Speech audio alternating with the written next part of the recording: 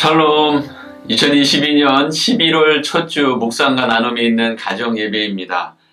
오늘도 가정에서 예배를 드리며 우리 가정을 성전으로 세워가시는 우리 여러분들을 주님의 이름으로 축복합니다.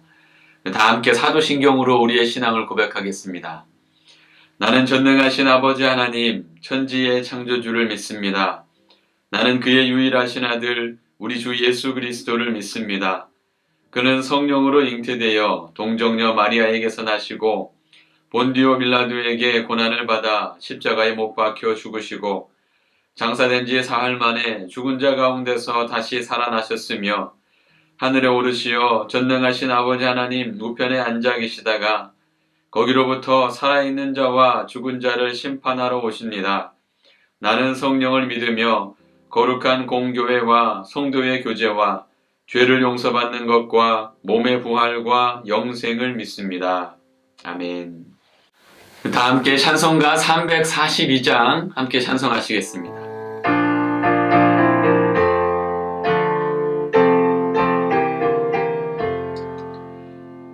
너 시험을 당해 죄 짓지 말고 너 용기를 다해 곧 물리치라.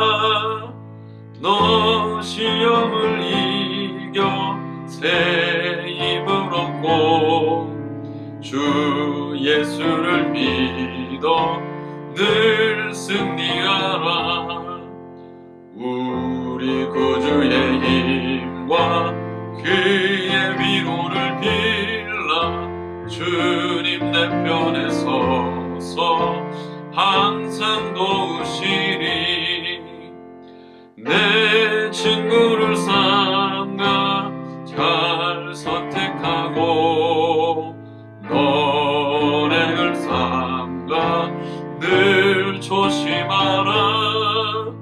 너 열심을 다해 늘 충성하고 온 정성을 다해 주 봉사하라. 우리 구주의 힘과 그의 위로를 빌라. 주님 내 편에 서서 항상 도우시리.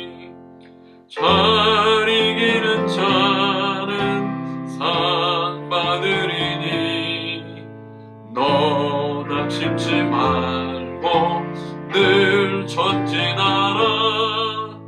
내 구세주 예수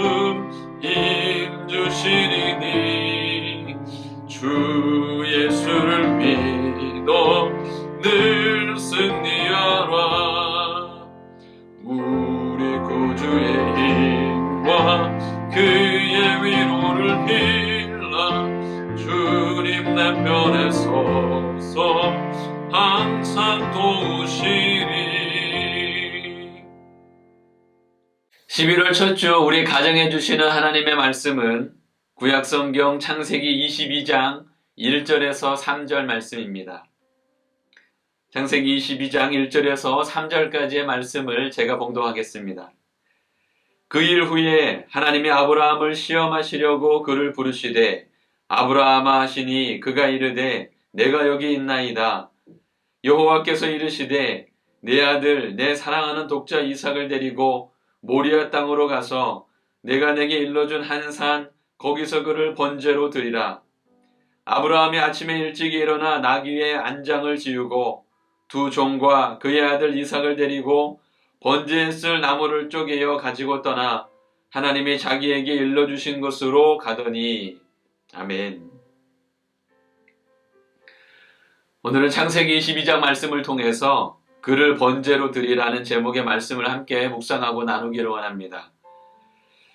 공부를 하는 학생이라면 자신의 실력이 지금보다는 좀 더 향상되기를 원할 겁니다. 그렇다면 반드시 해야 되는 것이 시험이라는 것이죠.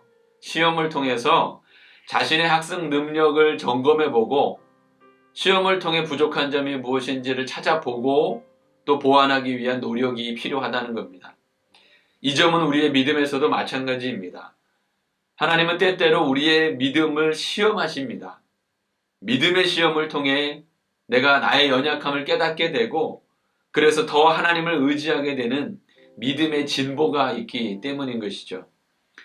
믿음의 조상 아브라함도 처음부터 믿음이 좋았던 것은 아닙니다. 믿음이 연약해서 실수도 자주 저질렀고 그것 때문에 또 큰 위기를 겪기도 했습니다. 그런데 그때마다 하나님은 아브라함을 도우시고 아브라함과 함께 하심을 보여주셨던 것이죠. 그렇게 하나님과의 동행을 통해서 아브라함의 믿음이 점점 더 깊어졌던 겁니다.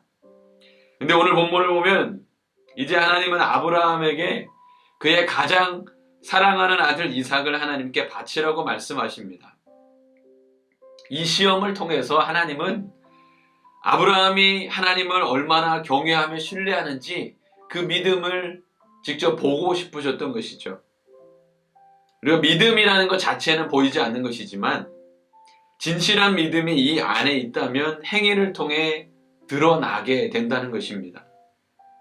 내가 가장 아끼고 사랑하는 것과 하나님의 말씀에 순종하는 것이 부딪힐 때 하나님께 순종하기 위해 내가 가장 사랑하고 아끼는 것을 포기할 수 있다면 그 믿음이 진짜인 것이죠. 오늘 하나님은 아브라함에게 그 믿음을 보이라고 시험하시는 겁니다. 가장 사랑하는 아들을 번제로 드리라는 하나님의 말씀에 아마도 아브라함의 그 마음은 속마음은 요동이 치고 폭풍이 쳤을 겁니다. 그러나 아브라함은 그러한 감정에 치우치지 않았습니다. 감정이 왜 흔들리지 않았겠습니까? 물론 그 감정이 있지만 감정이 치우치지 않았다는 것이죠. 그러면서 하나님의 말씀을 자기의 인간적인 생각으로 이거를 순종을 해도 되는 말씀인지 안 해야 되는 말씀인지 판단하거나 주저하지도 않았습니다.